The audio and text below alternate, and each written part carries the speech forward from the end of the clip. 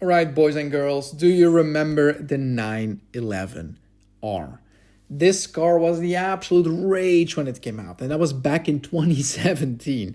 So, what happened to it? Do you remember the prices going crazy, and then something happened and it all crashed back down? And this is a story of exactly that. So, I remember 2016, 2017, I was watching this guy, Salamandra, on YouTube. Maybe you guys have too. Let me know down below. So, this guy had one of these, and an absolutely wild car collection at that. Probably still my favorite McLaren of the day. He used to own one of them. He's clearly fallen off a little bit because he's in front of Stroll's, garage over here. But in any case, 2016, there were 911 allocations for the 911R. But what was a 911R, right? It was basically a combination of these two. So it was a GT3 RS with all its craziness in a nice suit. And it was actually tailored to people just like this. This guy can't rock up in this at the office. People think he's crazy. But if this guy rocks up in a car that basically is this, but with a normal Porsche suit around it, that'd be perfect. The company is happy, this guy is happy, it's all fine and dandy. And that is exactly what the 911 Touring is. It is literally a GT3 RS in a nice suit. And people spec these out nicely too, but they only came in a manual to get that, original driver feel. So, I said to you that there were 911 allocations. And this was actually a big part of the reason why the prices went crazy. So the first people that had dips were people that owned a 918. And Salamandra back in the day used to own one of them. That's probably how he got it. I don't remember exactly how it went. But in any case, so everyone that owned a 918 had first dips on ordering one. And a lot of people probably did.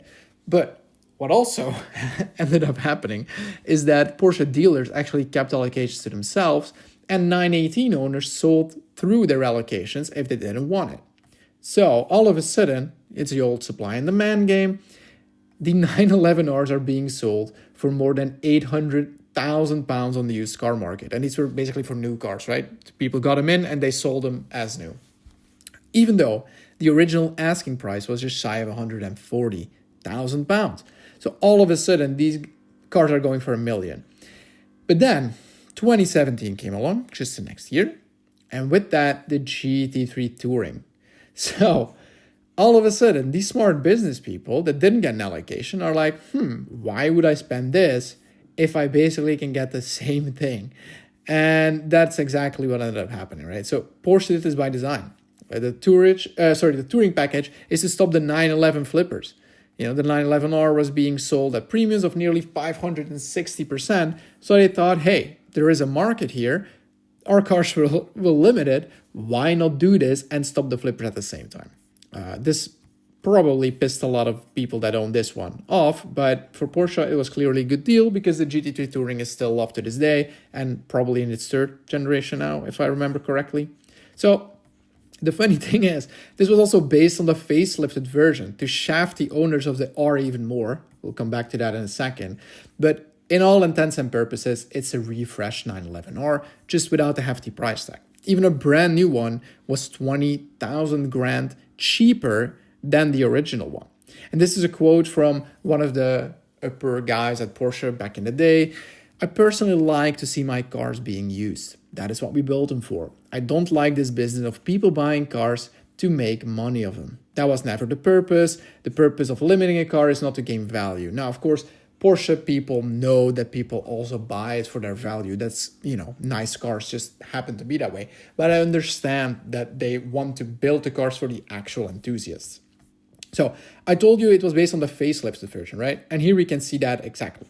So this is a 911R from 2016. This is a GT3 Touring from 2017. And we can see the difference, something it's minimal, something it's a bit bigger, but the biggest difference is basically the grille. Here we can see these lights, I believe these are the indicator lights and, daylight running with these grills over here. And then this scoops into the middle, while this scoops out sort of from below and goes up. And these scoops are a bit bigger and the daylight running lights are a bit shorter. So they basically made kind of the same car, but looking even more modern. And that was basically a giant middle finger to owners of one of these, or the flippers at least. So what happened with the prices today? Well, it's exactly what we can see here. this is today. I took the screenshot today. A Porsche 911R from 2017, about 5,000 miles, goes for about 300,000 euros, while a GT3 Touring, the same amount of miles, same date, goes for 185.